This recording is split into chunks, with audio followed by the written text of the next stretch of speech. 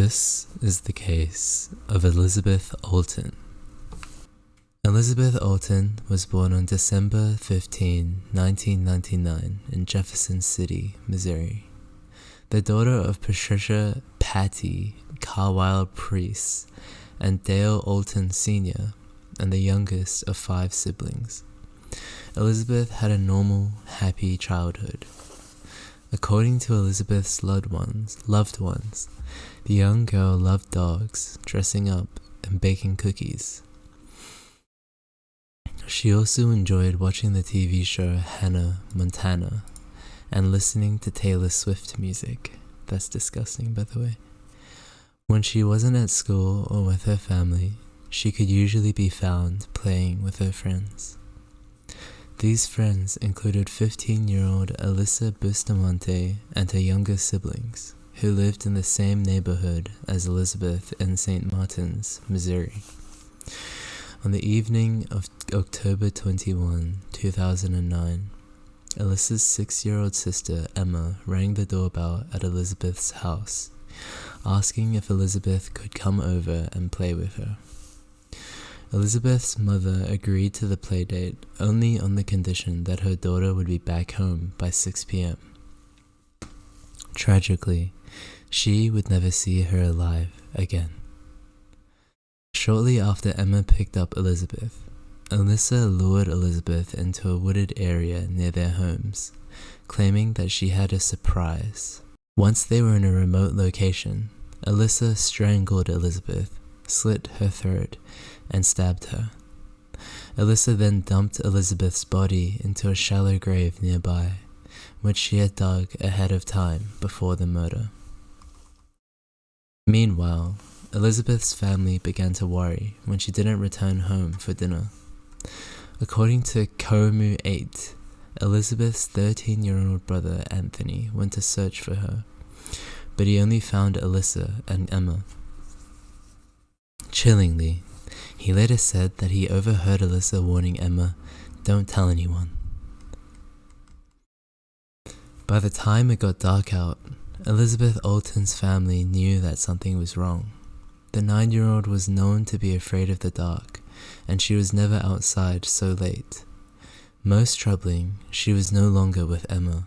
Elizabeth Olten's mother, Patty Priest, quickly called the police to report her daughter missing.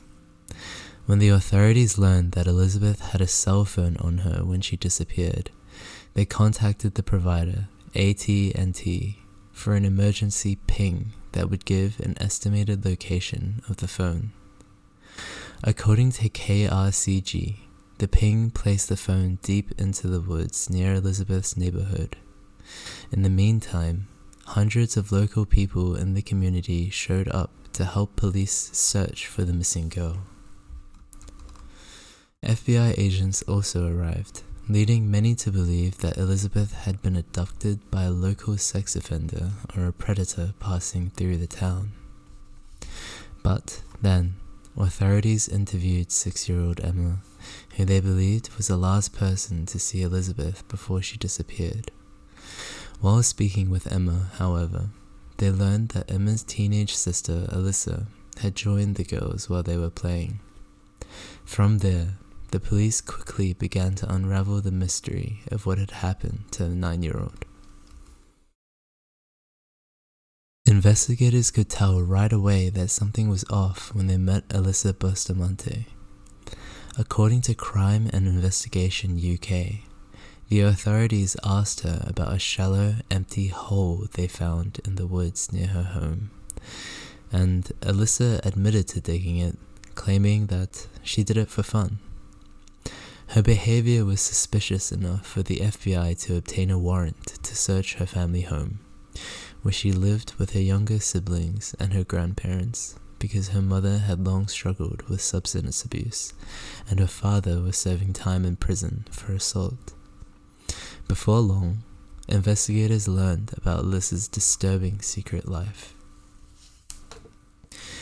Not only was her bedroom full of troubling drawings and writings, but her social media accounts revealed a dark persona that reveled in posting shocking selfies and railing against authority.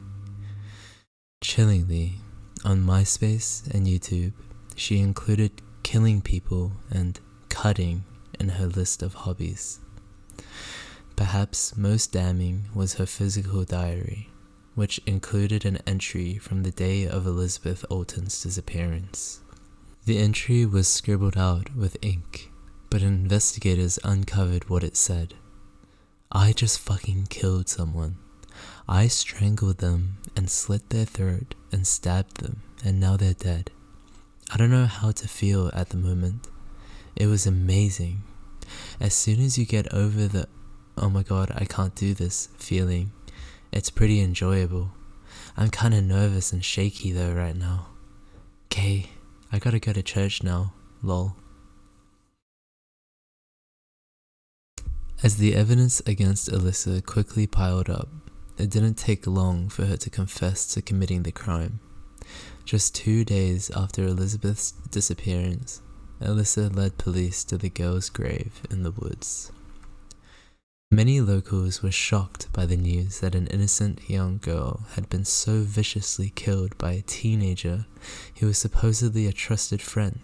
And they were even more horrified when they learned the reason why Alyssa killed Elizabeth. Ultimately, she stated she wanted to know what it felt like, Missouri State Highway Patrol Sergeant David Rice said after Alyssa's arrest. Though Alyssa Bustamante was 15 years old when she killed Elizabeth Olten, she was ultimately tried as an adult. In 2012, the then 17-year-old pleaded guilty to second-degree murder and armed criminal action. Later that same year, after she turned 18, she was sentenced to life in prison with the possibility of parole for the murder charge, according to CBS News. She was sentenced to an additional 30 years for the other charge.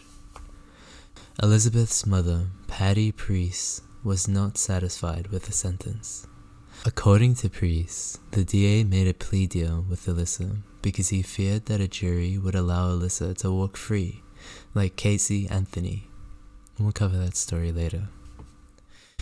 At the sentencing, Priest made her feelings about Alyssa abundantly clear. She said, "I will just say that I hate her.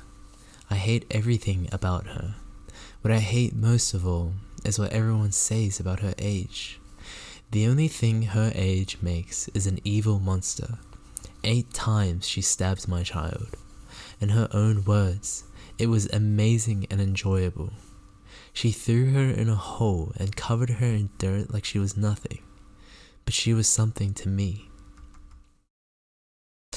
Priest says the last memory she has of Elizabeth is that of a happy little girl. Tragically, that girl was robbed of a future with her family and of living a full life. But Priest and Elizabeth's other loved ones want to make sure that her memory is never forgotten and that her killer stays behind bars. Based on how the law is currently written, Bustamante could be eligible for parole on the murder charge as early as 2027. But even if she got parole that year, she would still need to serve 30 years for the armed criminal action charge, making her current earliest possible release date in 2057. And that is the story of Elizabeth Olten.